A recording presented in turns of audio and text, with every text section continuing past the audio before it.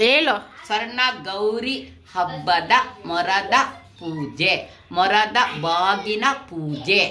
ಅದರಲ್ಲಿ ಒಂದು ಜೊತೆ ಅಂದ್ರೆ 5 ಜೊತೆ, 1 ಜೊತೆ, 2 ಜೊತೆ, ಮನೇಲಿ ಎಷ್ಟು ಜನ ಇದ್ದಾರೋ ಅಷ್ಟು ಜೊತೆಯಲ್ಲಿ ಬಾಗಣವನ್ನು ತುಂಬಿ ಪೂಜೆಯನ್ನು ಮಾಡಬೇಕು.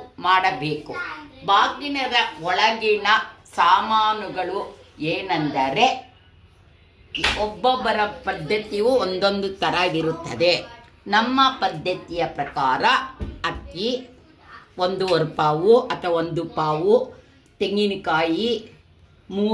ತೆಂಗಿನಕಾಯಿ, ಕೊಬ್ಬರಿ, 3 ಥರದ ಹಣ್ಣು, ಗೊತ್ತಾಯ್ತಾ?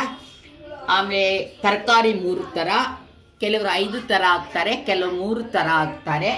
ಒಂದು 6 ಥರ ಧಾನ್ಯ, 5 ಥರ ಧಾನ್ಯಗಳು ಅಂದರೆ ಗೊತ್ತಿರಬೇಕು ನಿಮಗೆ. ಉದ್ದಿನ ಬೇಳೆ, ತೊಗರಿ ಬೇಳೆ, ಕಡಲೆಕಾಳು, ಹೆಸರು ಕಾಳು, ಗೋಧಿ ಹಾಕಿರುತ್ತೇವೆ, ಸೌತೆಕಾಯಿಯನ್ನು ಹಾಕಿರುತ್ತೇವೆ.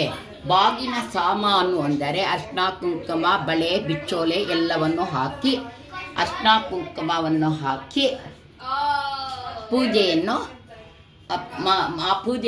ಮಾಡುವಾಗ ತೆರೆದ ಬಾಗಿನವನ್ನು ಪೂಜೆ ಮಾಡಿ, ನಂತರ ಪೂಜೆ ಆದ ಮೇಲೆ ಬಾಗಿನದ ಮುಚ್ಚಳವನ್ನು ಮುಚ್ಚಿ ಮಂಗಳಾರತಿ ಮಾಡಿ ಅದನ್ನು ಒಂದು ಕಡೆ ಇಟ್ಟು, ಮಾರನೆಯ ಗೌರಿ ಹಬ್ಬದಲ್ಲಿ ಒಬ್ಬೊಬ್ಬರು ಗೌರಿ ಪೂಜೆ ಮಾಡಿದ ಮೇಲೆ ಕಂಕಣ ಕಚ್ಚಿ ಬಾಗಿನ ಪೂಜೆ ಮಾಡಿ, ನಂತರ ಒಬ್ಬೊಬ್ಬರ ಮುತ್ತೈದೆಯರಿಗೂ ಅವರ ಮುಂದೆ ಮಣೆ ಹಾಕಿ ಅವರಿಗೆ ಗೌರಮ್ಮನ ಥರ ನೆನೆದು ಅವ್ರಿಗೆ ಅರ್ಶಿನ ಕುಂಕುಮ ಚಂದನ ಹಚ್ಚಿ, ಅಕ್ಷತೆಗಳು ಹಚ್ಚಿ, ಪಾದಕ್ಕೆಲ್ಲವನ್ನು ಹಚ್ಚಿ, ಹಣೆಗೂ ಹಚ್ಚಿ, ನಂತರ ಅದನ್ನು ಮುತ್ತೈದೆ ಬಾಗಿನ ತೆಗೆದುಕೊಳ್ಳಿ ಅಂತ ಹೇಳಿ 3 ಸಲ ಹೇಳಿ ಕೊಡುವುದು.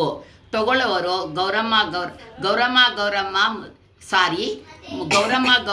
ಬಾಗಿನವನ್ನು ತೆಗೆದುಕೋ ಎಂದು ಕೊಡುವವರು, ತಗೊಳ್ಳುವವರು ಮುತ್ತೈದೆ ಬಾಗಣ ಕೊಡಮ್ಮ ಅಂತ ಕೇಳಿ 3 ಸಲ ಹೇಳಿ ಪೂಜೆಗೆ ಬಾಗಣವನ್ನು ಸಲ್ಲಿಸುವುದು ಅಷ್ಟೇ. ಆಯ್ತಾ? Thank you friends. ಏನಂತ ಬರ್ತೇನೆ ನೋಡಿ ಇನ್ನೊಂದ್ಸಲ.